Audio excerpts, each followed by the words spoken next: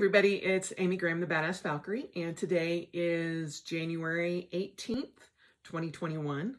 It is Martin Luther King Day here in the United States, and it is also National Service Day here in the United States. And today I'm going to be helping the randomacts.org organization who works with Misha Collins, who is supernatural. He was Castiel, and which is kind of why I'm wearing my supernatural shirt. But they are supplying 10,000 meals for their Random Act project for National Service Day. And while I can't actually go out and work in the food industry or in the food kitchens or anything like that, I have donated, and I'm going to leave their link down below. So if you want to donate or want to help in any way, it is a very worthwhile organization. And one of my goals for this year is to do more volunteer work and help as much as I can in service projects and things like that. So this is the first one. Ta-da! Today's focus for Finding 52 is how comparison is the thief of joy. I've struggled with how I wanted to put this, but that's kind of a catchphrase that everybody knows, at least in the planner community. But comparison is never good. And I say that because I am horrible at it. Now, for a while, I always compared myself to everybody else, just because I don't know why. But I got out of that kind of situation and way of thinking quite a bit. And I kind of do my own thing, in case any of you had any doubt whatsoever. But one of the places that I still find myself comparing myself to other people is athletically. Even though I tell myself not to do it, I do it. And whether I am scrolling through Strava or Instagram or Facebook or whatever, there are certain people that just, at first it would just kind of push me a little bit more and a little bit more. But then it got to the point where I was not only trying to compare myself to other people and these people when it is not a fair comparison no matter what, but also to a point where it was causing negativity for me. And I had to get out of that. A lot of that had to do with my fighting, with my running, my lifting, all of that kind of thing would feed into that. And there's still a portion of what I do that still gets affected that way. And sorry, I did my hair because I have to go out and try to find a new pair of running shorts, and it's kind of whacked. Anyway, tangent. But back to comparison. I kind of flipped the book on it as much as I could. Like I said, it's not ever going to fully go away from me. I know that. But the best thing that I can do is try to recognize when it's happening. But I tried to flip the book on it, and I was only comparing myself to myself, which worked great. Until, I have come to realize that comparing myself at 54 to Amy even 6 years ago still not good. I am not her, and she is not me. Amy in 2014 was at the top of her game. She was training to make the team, the USA team, and I was spending literally 4 to 6 hours a day training. And I basically had no life other than running, lifting, sprinting, fighting, working on armor. It was just all encompassing, and it was a single-minded focus. And to compare myself to her now, when it is now 6 years later, I have 4 concussions or have had 4 concussions. I have osteoarthritis in every vertebrae of my spine, in my neck, in my hands, everywhere, in my hips, in my leg joints. No. It's largely in part of her accomplishments that I am even remotely where I am now.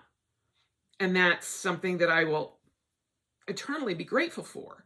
But I also can't be that Amy any longer. Not without a megaton of work and sacrificing my time, my energy, and all of that. And that's not something that I'm willing to do anymore. I've done that. I've been her. I've won my medals. I have, lifted more than I ever thought possible. I have, worked my tail off and got those accolades. I've competed internationally as a fighter, and I've done wonderful things. But today's Amy can't compete.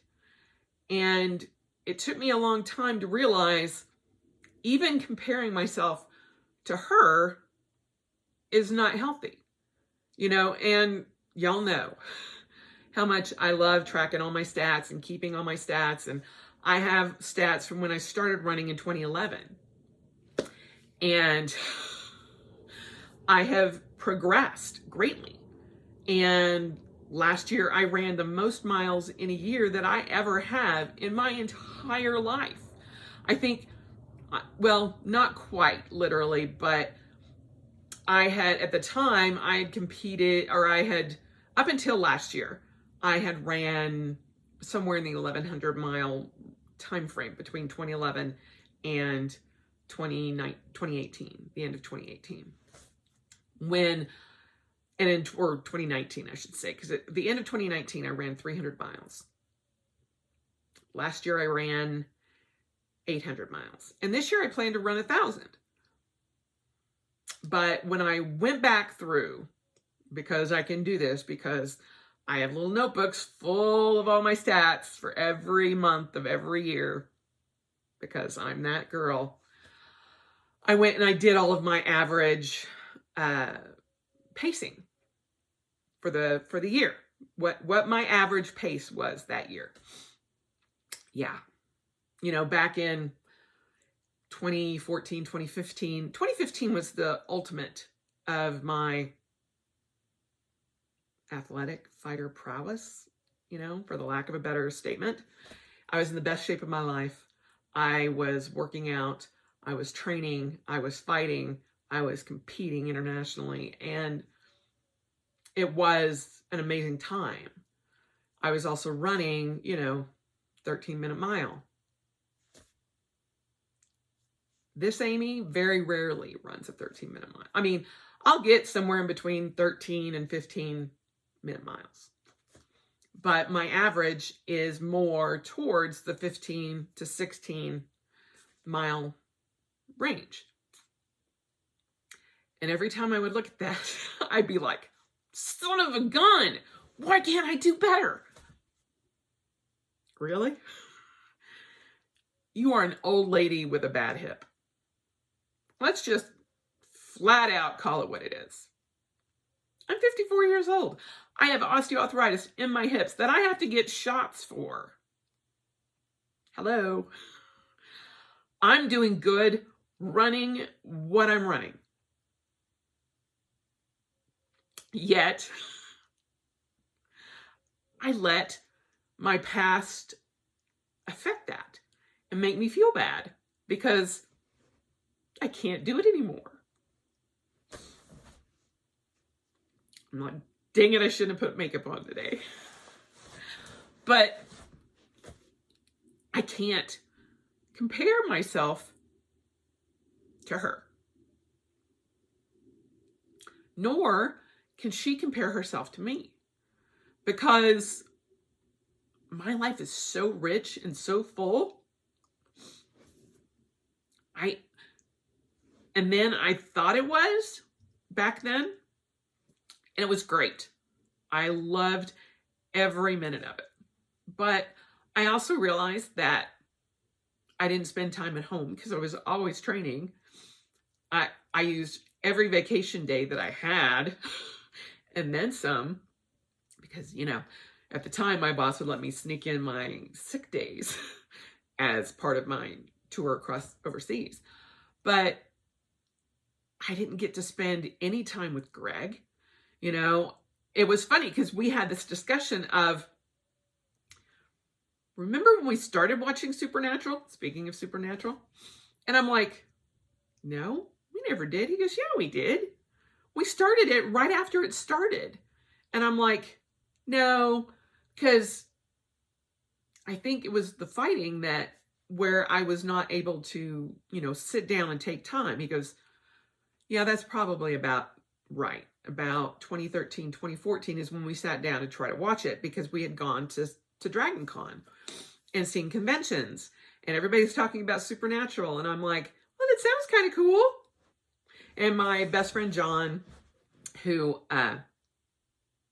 I love and adore, I've known him since high school. You know, we travel to Atlanta every year to see him. And our group of friends that we've known each other for so many years, and we all converge at Dragon Con, and we spend Labor Day together, or we had in the past, but last year changed, not because COVID, but because we decided that we wanted to do something different. Totally different story. But I was like, yeah, I couldn't have just sat and binged watched A Discovery of Witches with Greg like we did on Saturday night. We watched the whole first season. You know, we go back and watch seasons of like The Walking Dead, and I have not watched Bridgerton yet, but I want to. But, you know, Good Omens and American Gods and things that he and I love to do now, not just because of COVID, but because, you know, we enjoy going to movies and watching television together and just being in the same room together. 2014, Amy had no time for that. Not that she didn't want to, but she was constantly worrying about every single thing that she put in her body, how her body was reacting, what she was doing, how she was training, which muscle groups she needed to work on. And at 54, in the middle of a pandemic, no thanks. I got better things to do. You know, I am a wife, I'm a gamer, I'm a lot of things, and I'm still a fighter, and I'm still an athlete, and I'm still a runner.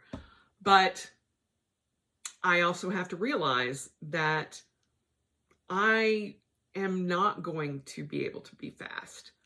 You know, one of my goals, mini goals within running 1,000 miles this year, was I wanted to have my pace be better than it was. And I wanted it to have a sub 15 average pace. I don't know if that's going to happen. One, because my body is having a hard time regulating the heart rate at night when I'm sleeping, although just because I've mentioned it before, it is getting better. So I'm playing with my pacing when I'm running, and, you know, changing my splits, which is running and walking, because I do the Galloway method, you know, has helped a little bit. So there are things that I have to do because of my body, because of my everything, you know, from the extra weight that I'm carrying, because I've never had my tummy tuck done. You know, I've got an extra 40 pounds in my middle region that is just, for all intents and purposes, dead weight, because my body has forgotten it's there. Do I want to have it removed? Yes. I should have had it removed years ago, but it would have taken away from fighting. And I couldn't afford to take 6 to 12 months off that it would have required for me to heal during the window that I had, the very small window that I had for fighting, because I started at such an older age. I didn't start fighting until I was 46. I retired when I was 51. So, 52. I don't know, somewhere in there, from professional fighting. But I still fight today when there's not a pandemic going on and we can actually, you know, be face to face with people. But I fully intend to fight again when all of this whole craziness is done.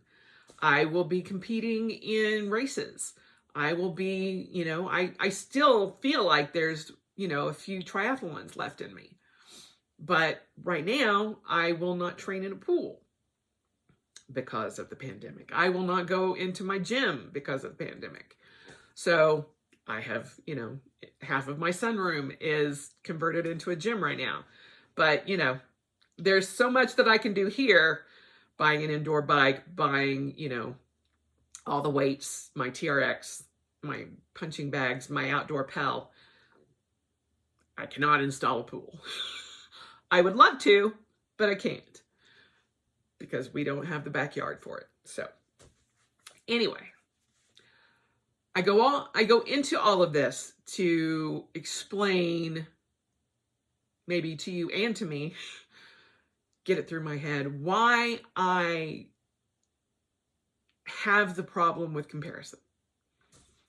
But in doing that, in comparing yourself to other people, even to me, it takes away any amount of joy that you have. Even if you're better than me or better than whoever you're competing against. Because then it just becomes this jealousy kind of, ha, gotcha, I'm better than you. What does that get you? Nothing. And, you know, there are people that I have removed from my feed just because they're a trigger for me. And I'm like, nope, we're not going to deal with that. Because psychologically, it's the instant, like, what do you mean their pace was that? What? Well, now I got to go out and run faster. No. You have a plan in place to help maintain the fact that you can continue to run every day. Follow that.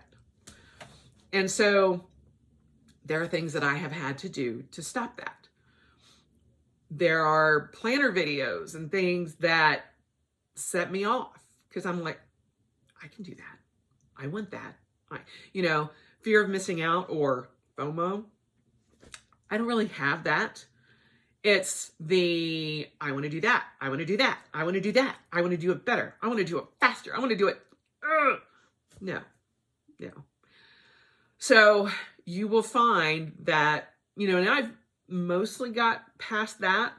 And, you know, I have a very unique planning style.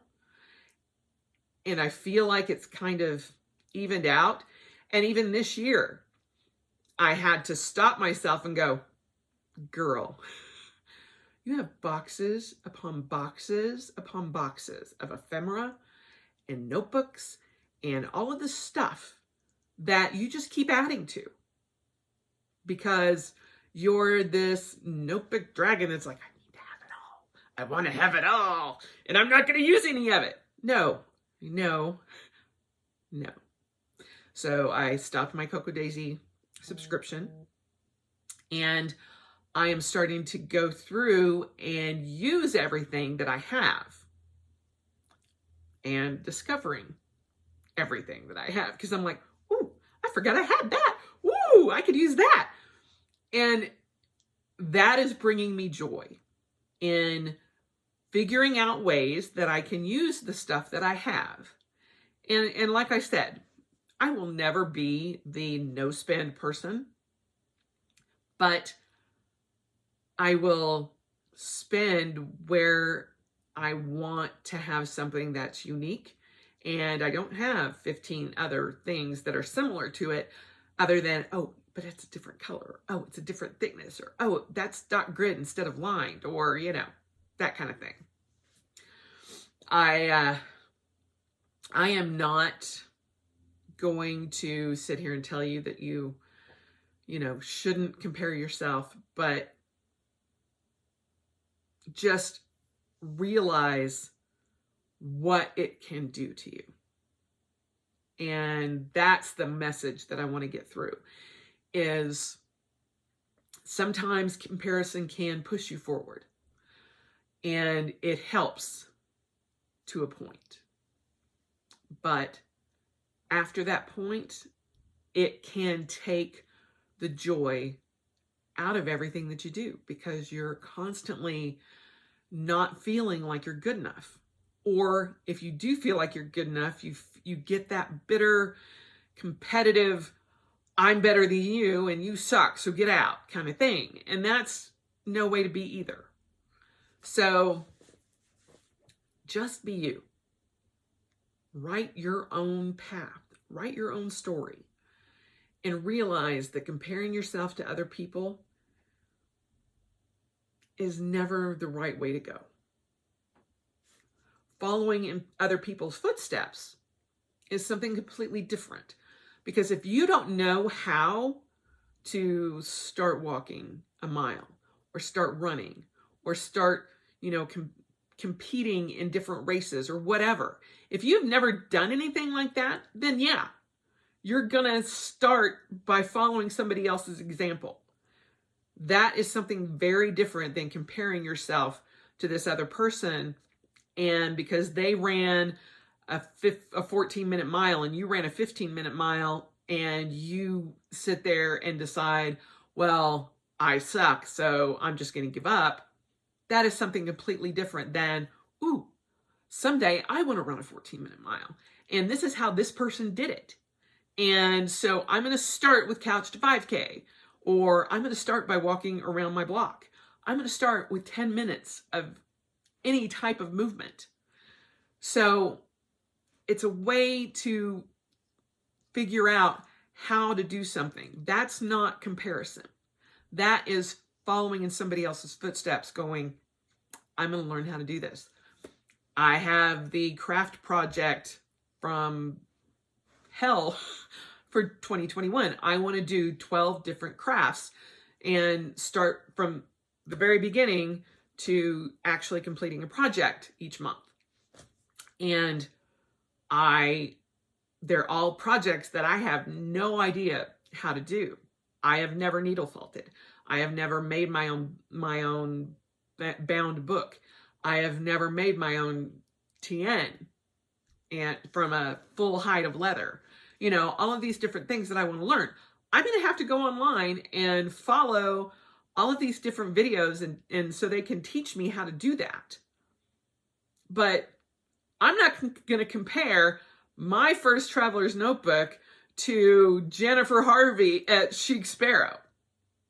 Because if I do that, I might as well throw all of the leather I've got in the trash because they're never going to look like a Chic Sparrow traveler's notebook. Not at the beginning. No way. nor probably after years of working with it, but it will be my own thing. You know, I want to learn to needle felt. A lot of it because of the Woolly Planner, because she does those cute little clips and I love them. But I want to know how to do that. Not because I want to make planner clips and put them up on eBay or Etsy or wherever. No, I just want to do that, learn how to do that because I think they're adorable. A friend of mine named Chris, she does these cute little animals. And I'm like, I want like a little baby boar. I think that'd be so cute. You know, I want to do my own little, there are these little statues. They're recovered Valkyries or they're thought to be Valkyries, out of digs out of England and in Sweden. And they're little tiny figurines. I would love to do a needle felt of that, you know, but I have to get from having this big ball of fluff to something that resembles even just like a ball. This part in between, got to figure that out. You know, my January project is to get the iPad that you're being filmed on right now hooked up to my Cricut so that I can do some Cricut cards and stuff like that. January 18th. I will get it done, and I'm hoping maybe later on this afternoon I'll get it done. But, you know, I see all of these other cards and everything. I'm like, oh, they're so pretty. I want to do that. But it's not like I am going to go make the best damn card you have ever seen. I'm going to be so much better than that one. No, I don't have that in my head compared to that. No. So learning something and having comparison be the thief of your joy is very different. However, that path in between can get shorter and shorter and shorter if you start feeding into that comparison thing. And that's kind of where we're at.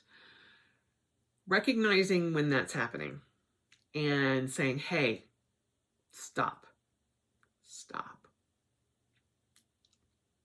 That's the best way to do that. And I will say, sometimes it takes putting your little book of comparison away in a box under other boxes so that you don't look at it every month and you're like, okay, I'll look at it at the end of the year, maybe every 6 months. That'll be fine. So instead of having my little book in the back of my running book for this year, I have taken it out, put it in my archive boxes, and we're leaving it there. So that I am not constantly comparing myself to 6 years ago, Amy, because I was doing that constantly. Going, well, this is what I was this month. Where was I then? Where was I 2 years ago? Where was I 3 years ago? Where am I getting better? Am I getting better? I'm getting older. Certain things are getting better. Certain things are getting slower. And that's okay. I want 2021 to be about 2021 Amy. About me in the moment, finding joy. There's a little guy on TikTok. His name is Greg. And he's like, find your joy, y'all. He's this amazing person in New Orleans. And I just love him. And his little tagline is find your joy. And I'm just like, I want to find my joy. I want more fun, more happiness, more joy in 2021 than I've ever had before. And I'm trying to figure out the aspects and habits and issues that are not bringing me joy, that are not helping me have a positive attitude, the things that are stressing me out. And part of that comparison, even just to myself, was stressing me out. Part of the comparison to other people when they would trigger me would just be like amping me up. I say that because it's like, let's talk about good things. Let's talk about everything else but politics and what's going on in the world and all of that. Let's just find a joy. So that's what we're trying to do. And we're trying to be more positive and having more good to say than anything else. And that's what I want for everybody, is to be a kinder, gentler human. Because goodness knows, right now, it has been a hard path the last few years. And hopefully it will get better in a few days. So, find your joy, y'all. And do not let comparison be the thief. You know, follow whatever path you need, but don't get caught in that trap. Trust me, it's not a good trap to be in. Anyway, I hope y'all have had a really good long weekend if you are lucky enough to have had one. Greg and I are both off today, and I ripped my shorts yesterday on my run, and I'm like, yeah, I gotta go find a new pair of shorts. And it wasn't like I split the butt out or anything. No, I caught it on the side. I was running past this pole, and it had like a screw sticking out of it, and I was trying to stay as far away from another person that was coming the other way, and I got too close to the pole, and it grabbed my pocket and ripped it. I'm very sad. I love those shorts.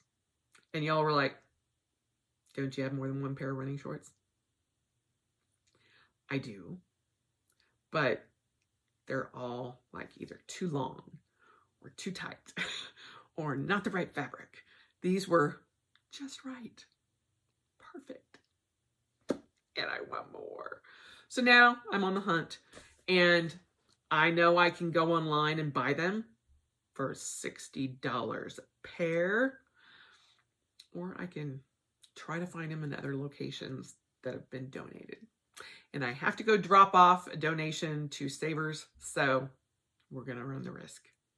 See if I can go in, look in their athletic aisle, see if there's anything similar. Masked, gloved, all of that, but still. Cross your fingers, y'all. Anyway, I hope y'all have a wonderful day and a wonderful week. And I have also put up a new blog, and I will be blogging every week. A lot of times it may mirror some of the Finding 52 focuses, and when that happens, I will put that into the Finding 52 Facebook group. But I will also post them in the community page as well, if I can remember. Make myself a note. But otherwise, have a great day.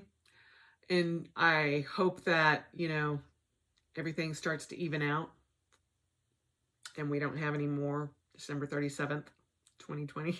You can read my blog for where that reference is coming from.